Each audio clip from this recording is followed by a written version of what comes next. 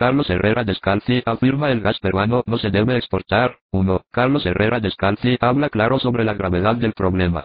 2. Exministros Kuczynski y Quijandría violaron la ley, según Herrera. 3. El anuncio de que habrá exportación solo si el mercado interno está garantizado, parece otra mentira. En los 18 años que dura el contrato de exportación a México, el Perú perderá 44.000 millones de dólares.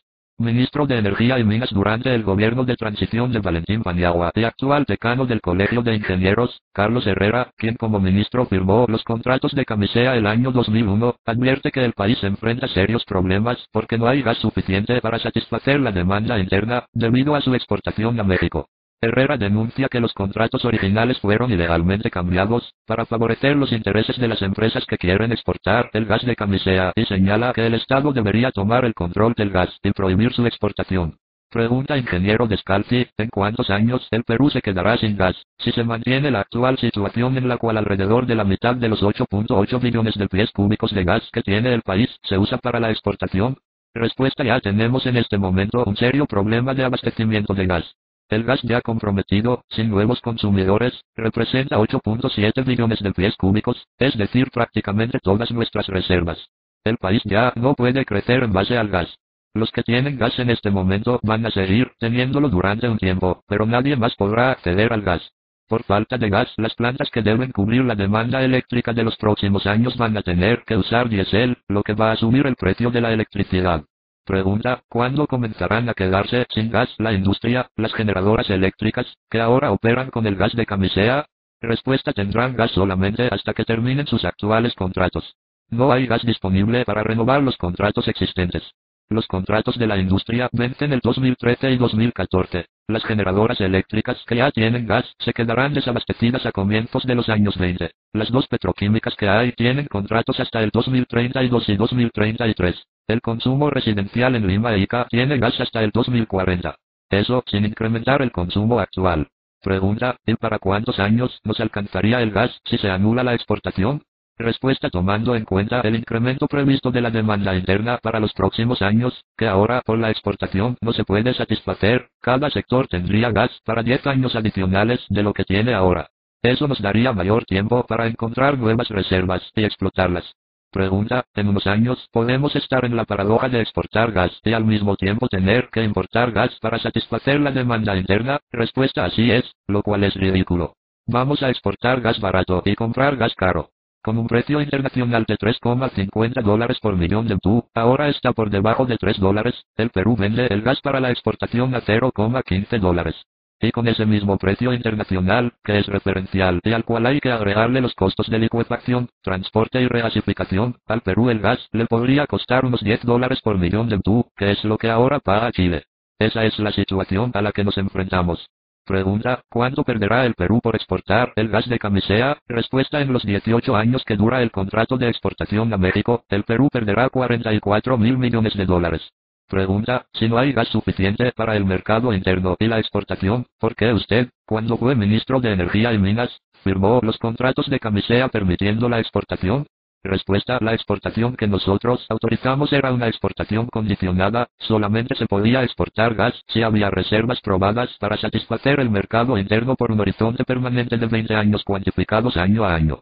Si un año no se aseguraba el mercado interno por los siguientes 20 años, se cortaba la exportación. Pero eso se cambió durante el gobierno de Toledo por una obligación de abastecer el mercado interno por 20 años fijos, contados a partir del 2005, según el consumo de ese año, sin tomar en cuenta el incremento de la demanda interna. Ese cambio ha permitido que ahora se pueda exportar gas.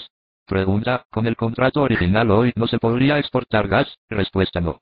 Con ese contrato solamente se habría podido exportar si se encontraban campos gigantescos de gas. Pedro Pablo Kuczynski, que como ministro del gobierno de Toledo promovió la exportación de gas, justifica esta decisión señalando que las reservas de gas superan los 12 billones, trillones en inglés, de pies cúbicos, y que eso alcanza sin problemas para la exportación y el mercado interno. Esa cifra de reservas es falsa. Y así fuera cierta, no es verdad que con 12 billones de pies cúbicos sobra gas para exportarlo. El país tiene tantas necesidades de gas, que si hubiera 20 billones de pies cúbicos de gas no se debería exportar, porque vamos a necesitar esos 20 billones para el consumo interno. Si no hay problemas para el abastecimiento de gas como dice Kuczynski, entonces ¿por qué no se le da gas a las 12 empresas que lo están pidiendo hace casi un año y no lo pueden recibir? Pregunta, ¿qué futuro le ve a la renegociación de los contratos de camisea planteada por el presidente García para priorizar el consumo interno de gas? Respuesta, aparentemente no hay ninguna renegociación. Creo que el gobierno está dejando que pase el tiempo y luego va a ver cómo inflar nuevamente las reservas de gas. No percibo que haya una verdadera voluntad para renegociar los contratos de camisea a favor del consumo interno. El gobierno no tiene una política energética. Los anuncios del presidente en este tema son absolutamente erráticos, son marchas y contramarchas. Pregunta, ¿la única forma de que el país pueda pensar en un desarrollo a base del gas es prohibiendo su exportación? Respuesta, así es. No estamos en condiciones de exportar gas. Pregunta, ¿es posible cambiar los contratos de camisea para anular la exportación? Respuesta, sí. Un país debe respetar sus compromisos, pero las empresas tienen que respetar la ley, y la ley peruana señala que primero es el mercado interno. Las empresas están violando la ley porque están priorizando la exportación. Pregunta, ¿coincide con quienes proponen que el Estado asuma el control del gas, que ahora está en manos privadas? Respuesta, creo que en este momento el Estado debe asumir el control de nuestras reservas de gas. Los incumplimientos de la ley por parte de las empresas y las mentiras sobre la cantidad de reservas justifican la intervención del Estado.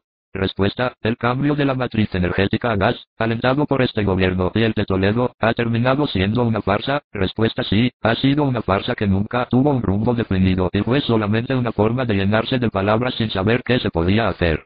En Camisea ha habido una profunda corrupción. Pregunta, los exministros Pedro Pablo Kuczynski y Jaime Quijandría fueron los dos personajes claves durante el gobierno de Toledo para los cambios que favorecieron a las empresas que explotan el gas de Camisea. Respuesta, así es.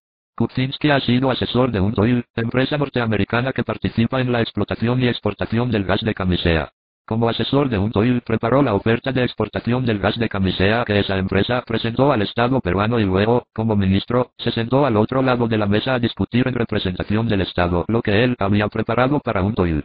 Es ahí que se hacen los cambios a favor de Untoil, facilitando la exportación de gas.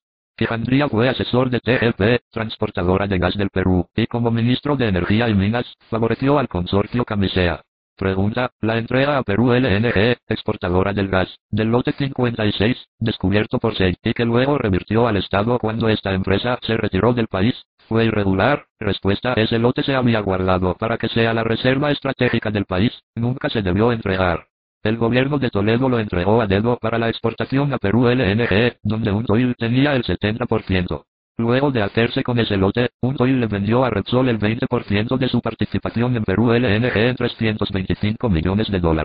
El gran activo de Perú LNG para esa venta era el lote 56, con reservas probadas, y que Perú LNG recibió sin invertir nada. Cuando hace 2 años en Argentina se descubrió el pago de sobornos realizados por las empresas Skanska y Techint, se reveló que esas habían pagado sobornos en el Perú por $1.800.000. Pregunta, ¿cree que esos sobornos están vinculados a Camisea, teniendo en cuenta que Skanska ha hecho varias obras de este proyecto, como la planta de licuefacción del Pisco, y Techint construyó el gasoducto y participa en el consorcio Camisea? Respuesta, cuando veo que en Camisea se cambió la ubicación de la planta de licuefacción para ponerla en la zona de amortiguamiento de la reserva de Paracas, lo que le ahorró a la empresa entre 50 y 100 millones de dólares, que se cambiaron los contratos para favorecer a las empresas con la exportación de gas, que se adelantó el impuesto a las tarifas eléctricas por el uso del gasoducto cuando este todavía no estaba listo, lo que le permitió a Techint recaudar unos 100 millones de soles, y otras cosas. Me parece que todo apunta a Camisea. Pregunta, ¿cuánta corrupción ha habido alrededor de Camisea? Respuesta, ha habido una profunda corrupción. No puedo decir que Camisea está podrido, pero se ve podrido, huele a podrido y sabe a podrido. Lo ocurrido con el lote 56 y los cambios de los contratos de Camisea harían empalidecer de envidia al faenón de los Petroaudios. Entrevista del periodista Carlos Noriega.